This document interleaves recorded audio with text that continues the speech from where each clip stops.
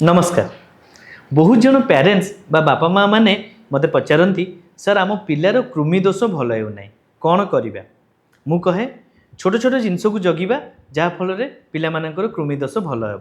प्रथम खाली पादरे पिला बाहर को छाड़बानी चप्पल जोता बा सक्स पिंधा दबा। पिलाटी बाहर बुलिकी खेलिकी बा पढ़ी आसला तार हाथ और पाद को साबुन बा हैंड वाश धोइबा आम काम एवं बाहर कौन प्रकार पानी एवं खाइबा से खायापी आलाउ करवानी। घर पानी एवं फिल्टर आक्वागार्ड बा फुटेकी छाणिकी ठंडा करी जो पानी थी से पानी पीवाई दबा। खाइबा आगुरु एवं शौच होगापर हाथ भलरे साबुन बा हैंड वाश से धोइबा। ए सबू कले निहाती कृमि दोष कमिब।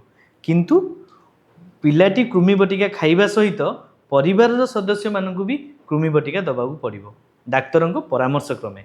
तेणु जदि अधिक जानापी चाहूँगी ताले निहाती निकटस्थ शिशु रोग डाक्तर बा हॉस्पिटल रे परामर्श नियंतु।